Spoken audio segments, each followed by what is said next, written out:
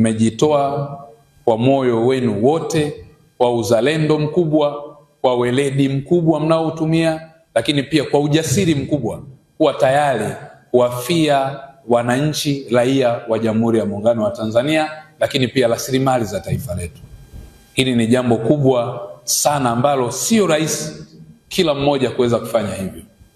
Mnatambua kazi ya askari si kila mmoja anaweza kuifanya, na ndiyo maana kuna tofauti kubwa kati ya askari na raia.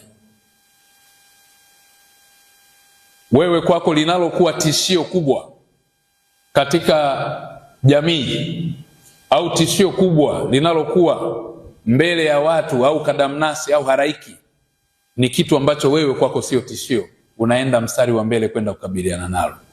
Kwa mmetoa sadaka na mmejitoa kwa ajili ya taifa lenu, mmejitoa kwa ajili ya uhai wa wengine na mali za wengine. Jambo hili ni si tu la kupongeza, lakini ni jambo la kuheshimu na linahitaji kwa kweli kulipa uzito unaostahili katika kuhakikisha kwamba nchi yetu inaendelea kuwa salama.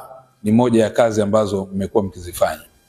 Tuendelee kuhakikisha tunasimamia pia na kutumia matumizi sahihi ya teknolojia. Teknolojia ya kisasa ina mambo mengi. Sasa tumeenda kwenye akili mnemba na wengine wanasema akili unde kwa majina mengi ambayo yanaitwa. Huko nako pia ni eneo jingine. Dunia ya sasa imehamia kwenye mitandao. Mitandao ya kijamii ni eneo zuri kama itatumika vizuri. Teknolojia ni eneo zuri kama litatumika vizuri. Ikiwa matumizi yake yatakuwa hasi, jamii ndiyo itaangamia. Kwa hiyo tuendelee kuhakikisha kwamba kwenye maeneo ya mifumo yote ya kiteknolojia tuhakikishe matumizi ya teknolojia yanakuwa sahihi. Yawe sahihi kimaadili, yawe sahihi katika mifumo ya utekelezaji na utendaji. Nyinyi wote ni mashahidi. Katika nchi nyingi leo duniani ukifuatilia kwenye mtandao, maasi, machafuko na vurugu nyingi zilizotokea kwenye nchi nyingi, na hata kufikia hatua ya kupoteza amani, hatua ya kupoteza rasilimali za nchi, hatua ya kupoteza mali za raia, hatua ya kupoteza maisha au kupoteza viungo na watu kupata ulemavu au taifa kukosa amani, imeanzia kwa sehemu kubwa kwenye mifumo ya social media, kwa maana ya mitandao ya kijamii na teknolojia ya kisasa.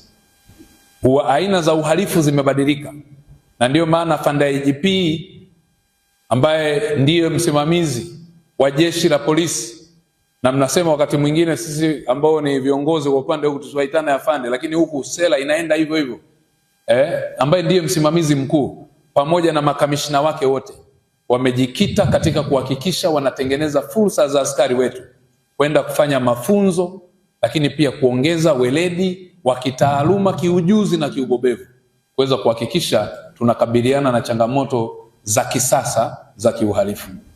Watu wanamiliki fedha, wapo wanamiliki magari, wapo ambao wanamiliki nyumba au majumba na mali nyingine zozote zile, wanazimiliki kwa amani kwa sababu jeshi la polisi lipo hai na liko imara. Jipongezeni.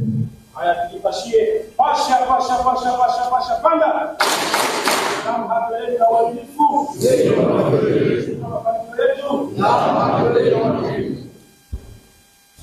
kwa hiyo ndugu zangu, tuendelee kufanya kazi hiyo njema ya kuhakikisha tunalinda raia, tunalinda maisha yao, tunalinda usalama wao, tunalinda mali wanazozimiliki, tunalinda rasilimali na mali za taifa, ikiwa ni pamoja na viongozi wetu.